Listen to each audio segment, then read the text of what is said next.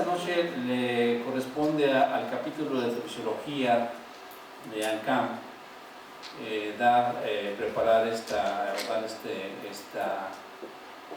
charla en esta noche. Yo soy el doctor Rogelio Robledo, soy el encargado del capítulo de ANCAM de fisiología, que ya se va a entregar próximamente en el Congreso de Veracruz.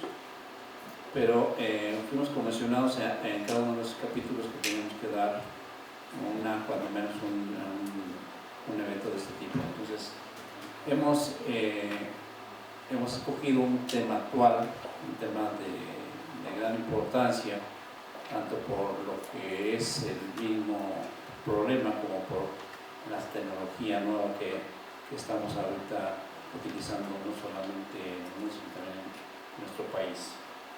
Entonces, el tema es crioabrasión prácticamente. Vamos a dar una introducción y para esto, no sé si me puedes pasar la pantalla, por favor. El tema lo escogimos porque somos un centro, estamos en el Centro Médico Nacional 20 de noviembre, donde comenzamos ya, tiene tiempo, este tipo de procedimiento en cuanto a la crio, no así en cuanto a la ablación en total de la Federación Agrícola, que ya tenemos muchos más años, pero es un tema actual y un tema que hay que ver y da la impresión de que puede tener muy buenos resultados y que es mucho más fácil que hacer punto a punto.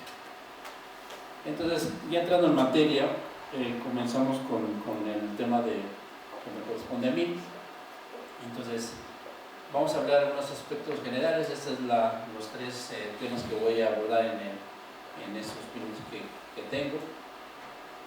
Hablamos primero de epidemiología, y aquí solamente recordar que esta pintura que se llama El Doctor, realizada en 1887, demuestra que el médico antes lo que tenía era sus sentidos, ¿sí? Su conocimiento de lo que en ese momento se sabía, y sobre todo la perseverancia en cuanto a estar con su paciente, y podían pasar horas o podían pasar incluso días para vigilarlo. Actualmente tenemos quizá la misma disposición, pero ahora tenemos tecnologías nuevas que nos ayudan a hacerlo. Entrando en materia, ustedes ya saben que la fibrilación auricular tiene una prevalencia muy alta, y hablamos de reportes de 4,5 millones más en la Unidad Europea, en Estados Unidos un poco más de 2 millones. También sabemos que según el incremento de edad, entre más edad tenemos, ¿sí? Tenemos fibrilación auricular. Aquí se ve más cómodo, yo creo que más se vea uno o dos que tengamos fibrilación auricular pronto, ¿sí? Los demás todavía tienen 2 años. Entonces, la prevalencia entonces en una población general es de 1 a 2,5%, pero 2,1%, y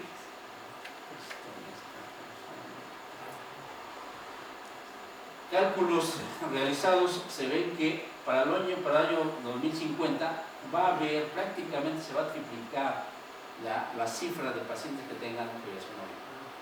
Entonces realmente estamos en un problema de salud, una pandemia, ¿sí? Y por tanto hay que tomarla en serio. Sabemos que en cuanto a arritmias, ¿sí? La fibrilación auricular ocupa el número 1 en admisiones hospitalarias, ustedes pueden ver aquí los demás, ¿sí? Y ocupa un gran porcentaje, prácticamente representa el 10% de las admisiones que se llevan a un servicio de urgencias. ¿Por qué es importante la fibrilación auricular? Por lo que condiciona. Primero tenemos el paciente que tiene fibrilación auricular, tiene habitualmente 5 veces más el tener riesgo de un problema vascular cerebral.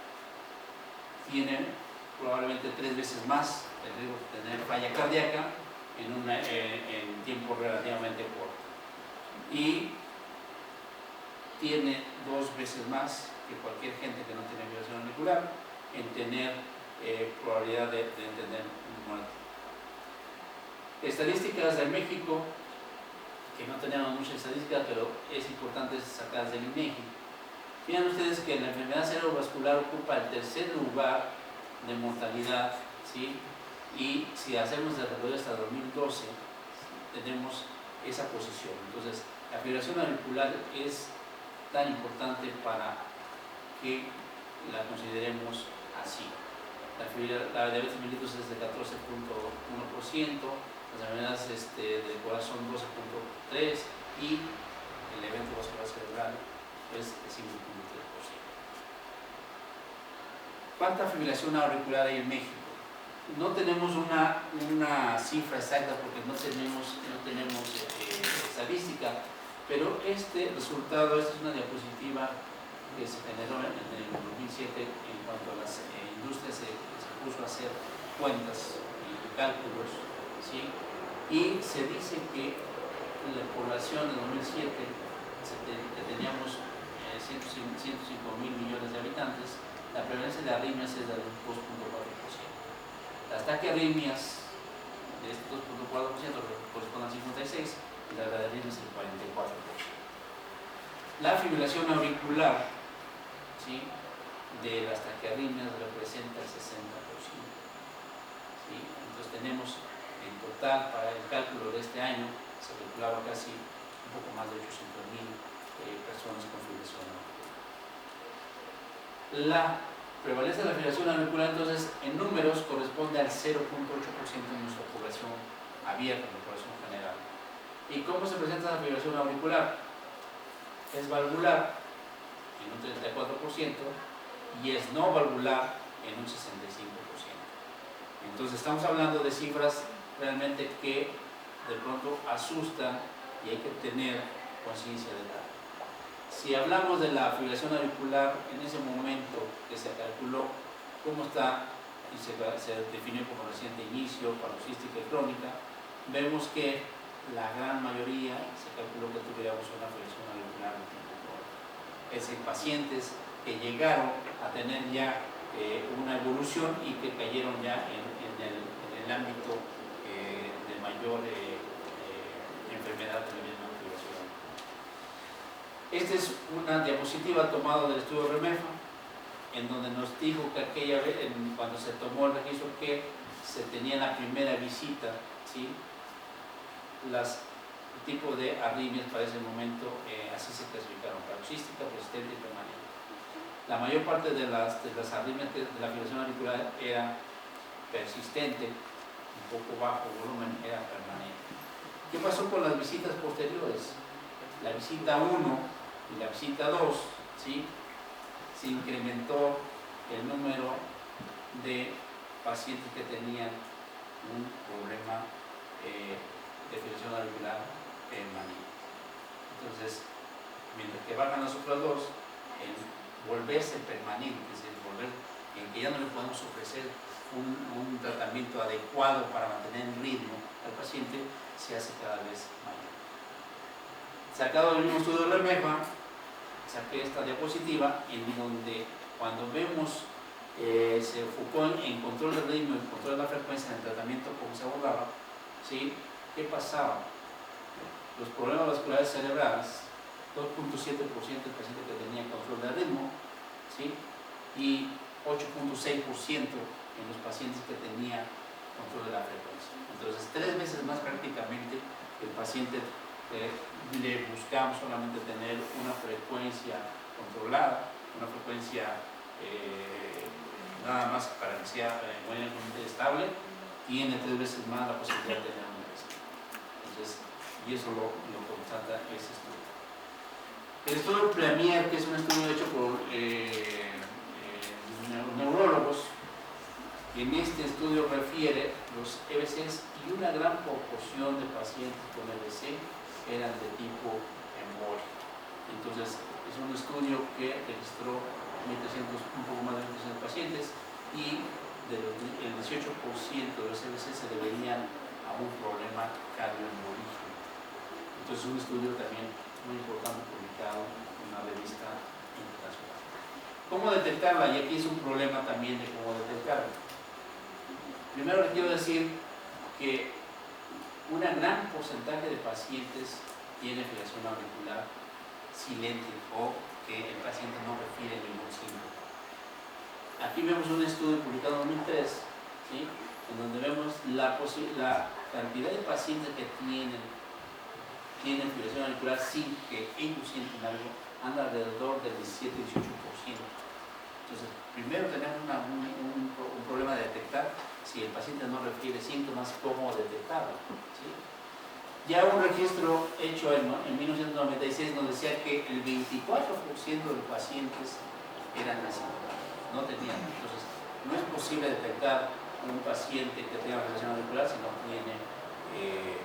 tiene síntomas. De ahí que ahora tenemos varios métodos de detección y cada vez está haciendo más, el tomar más tiempo, y comenzamos con lo que es el pulso. El que nosotros enseñemos a los pacientes, que vemos en la clínica, que vemos en el hospital, a que sepan tomar el pulso, y sobre todo aquellos que tienen más de 65 años, es una cosa importante que probablemente nos va a dar más cifras de que tienen.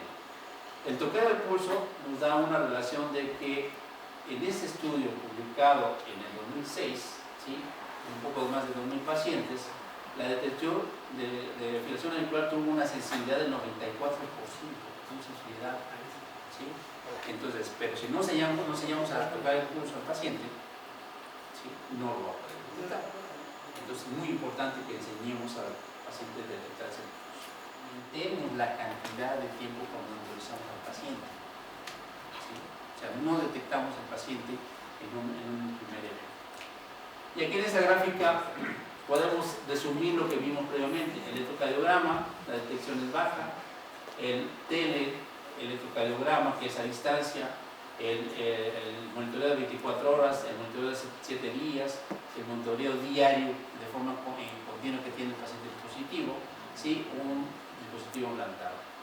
Estas son las posibilidades de cómo vamos a ir incrementando la detección de fibrilación auricular. Y aquí vemos cómo, si ponemos un dispositivo intermitente o un dispositivo con un registro continuo, la frecuencia con que podemos detectar y la sensibilidad que se tiene cada uno de estos dispositivos. Actualmente, entonces, tenemos a la mano de varios dispositivos, y este es uno de los dispositivos que usamos a diario. Realmente todo el paciente que viene a nuestro consultorio, que consultamos, usamos esto, ¿sí?, y es un bambanómetro.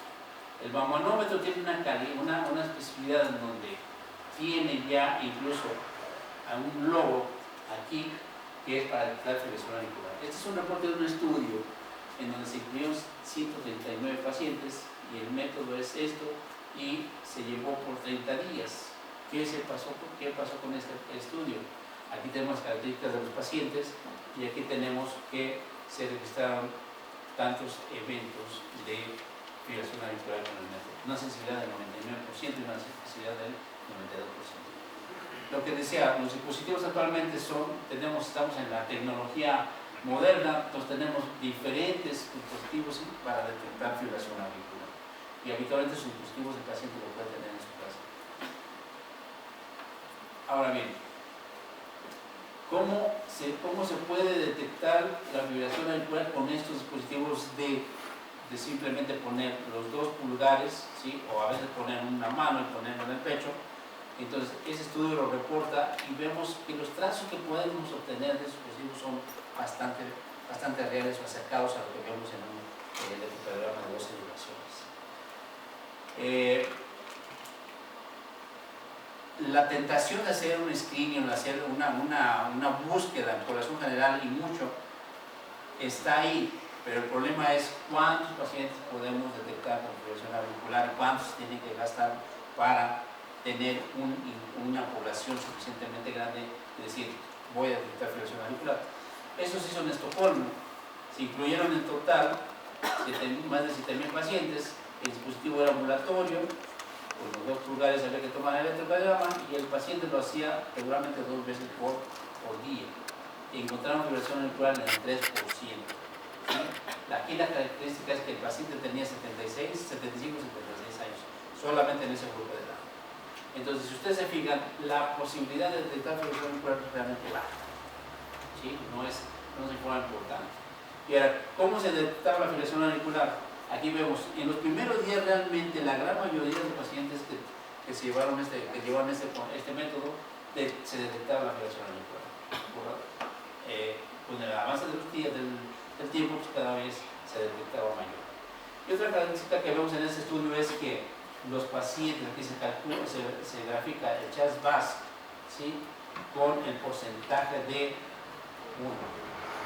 tipo de fibrilación auricular que se tenía, en los días que se tenía, y vemos que los pacientes cada vez que se detectan tienen un ritmo mucho mayor.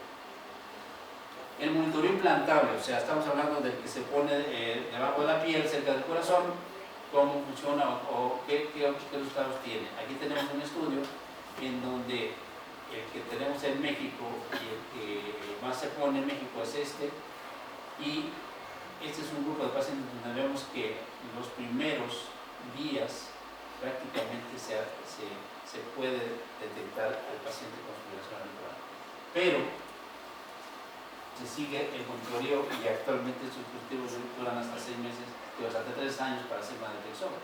Nos basta con los primeros meses para hacerlo. Entonces, cuando este es un estudio dirigido, cuando ya el paciente o el médico detectaba irregularidad en el pulso.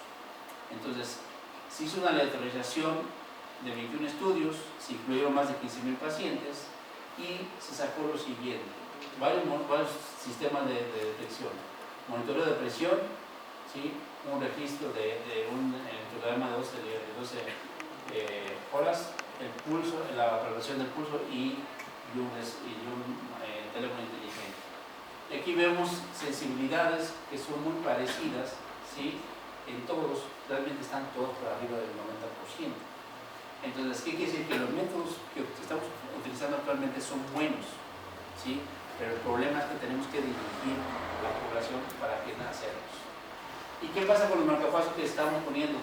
Se pone marcapasos para detectar fibrilación auricular, no se pone marcapasos para detectar fibrilación auricular, pero ponemos marcapasos en pacientes que necesitamos darle estimulación y seguirlos, y ellos mismos podemos aprovechar y detectar la fibrilación auricular. Esta es una tabla donde nos dice de varios estudios, según el tipo de corte que yo considero fibrilación auricular, porque este es un problema también de discutir, ¿sí?, la carga de arritmia que se tiene, ¿sí?, el problema de eventos, la relación de eventos con esto, y vemos que estudios reportan hasta 9 veces más la posibilidad de tener un evento cuando tenemos una duración de una fibrilación auricular de 3.8 horas en un día. Entonces, es muy importante para esto. Entonces, los dispositivos como son marcapasos o los sincronizadores desfibriladores habitualmente no se ponen para detectar fibrilación auricular, pero sí los podemos utilizar para hacerlo. Es importante también saber cuánto dura la fibrilación auricular, y estamos viendo que si dura 5 minutos la fibrilación auricular, el riesgo es 2.8 veces más de tener EBS. Si dura 6 minutos, 2.5, según diferentes referencias y estudios. Si dura 24 horas, 3.1. Si dura 3.8 horas, 9 veces más. Entonces, número 1, entre más fibrilación auricular tenga, entre más dure, los eventos vasculares cerebrales se incrementan de forma importante. Y este es un registro donde vemos los meses y vemos los números de eventos, ¿sí?, en los que tuvieron eventos de frecuencias rápidas y los que no tuvieron. Estamos viendo cómo se separan prácticamente la gráfica se separa los seis meses, y los pacientes que tienen eventos de taquicardias o de frecuencias rápidas auriculares van a tener mucho más eventos. Y esa es una tabla o una figura muy importante y muy ilustrativa. Fíjense, estos autores lo que hicieron fue lo siguiente: graficar lo que es el CHAS-2 en este momento, lo que estamos hablando del 2009, ¿sí?, y graficar la cantidad de el tiempo que duraba la fibrilación auricular. Entonces, si yo tengo 0 puntaje de un CHAS-VASc, no voy a tener un riesgo bajo. Si yo tengo un punto, ¿sí?, si tengo más de 24 horas, voy a tener un riesgo alto. Pero si tengo 5 minutos, no pasa nada. Si tengo 2 puntos de CHAS-2, ¿sí?, ¿sí?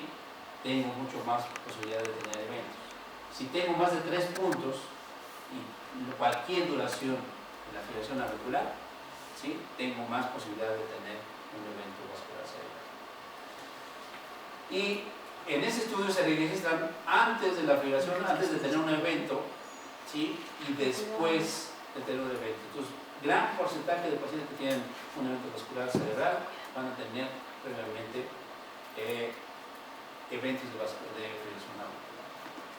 Entonces, tenemos una triada en que no hemos resuelto todavía y que estamos en tratamiento. Número 1, tenemos el origen de la fibrilación auricular y la posibilidad de complicarla. Número 2, tenemos trastornos fisiológicos que redundan en mayor probabilidad. Y tenemos, por tanto, que si un trombo se va hacia el cerebro, tenemos daño cerebral. Entonces, tenemos un abanico de complicaciones. La fibrilación auricular se clasifica actualmente como, se ve en la gráfica, no voy a entrar en esto, pero solamente quiero llamar la atención en lo que llamamos permanente. Cuando llamamos permanentes, quiere decir que nuestra fibrilación auricular ya pasó varias etapas y ya no podemos controlar ningún medicamento, incluso a veces con el procedimiento de oración. Y entonces tenemos que ponernos de acuerdo con el paciente y decirle, hasta aquí paro, ya no te voy a dar medicamentos para realizarte ritmo sinusal, sino te voy a dar medicamentos para controlar tu frecuencia cardíaca. Entonces es lo importante de esto. ¿Cuál es el tratamiento y lo que sigue en las siguientes dos pláticas? Anticoagulación, mantener el ritmo sinusal, antiarrítmicos para mantener el ritmo sinusal, ablación y mantener la frecuencia cuando ya no podemos mantener el ritmo sinusal. Nuevamente llamo la atención, el REMEFA nos decía que usábamos antagonistas hasta el 65% los usábamos cuando se tenía control de frecuencia y cuando se tenía control de ritmo. Si hacemos un análisis de todos los estudios y todos los reportes en cuanto a qué porcentaje de anticoagulantes usamos o cuántos pacientes tenemos anticoagulados, sabiendo que tienen fibrilación auricular, solamente la media está 51%. O sea, tenemos pacientes con fibrilación auricular que no tenemos anticoagulados. Tenemos otros métodos actuales como son los oclusores de orejuela, que eso nos van a ayudar a tener menos eventos vasculares. ¿Y qué dicen las guías? Las guías dicen primero medicamento, ¿sí? En primera instancia, y después ablación, o puedo proponer ablación, y dependiendo de la cardiopatía sistémica de partido de un valle cardíaco puedo hacer algunos ajustes. ¿Qué pasa con los medicamentos para la fibrilación auricular? Es una tabla sacada publicada este año, y vemos que la amiodarona es quizás el mejor medicamento, ¿sí? Que sí tenemos varios, pero no controlamos un paciente con medicamentos en un 100%. Y es como vemos ahora los pacientes que tienen fibrilación auricular, los diferentes especialistas, el médico internista, el cardiólogo y el anestesiólogo. Control de frecuencia, 70% para el internista, 70% para el cardiólogo y 55% para el anestesiólogo. Control de ritmo, lo contrario, ¿sí? Una graduación previa, como vemos que conforme se hace la subespecialidad se arriesga más el médico.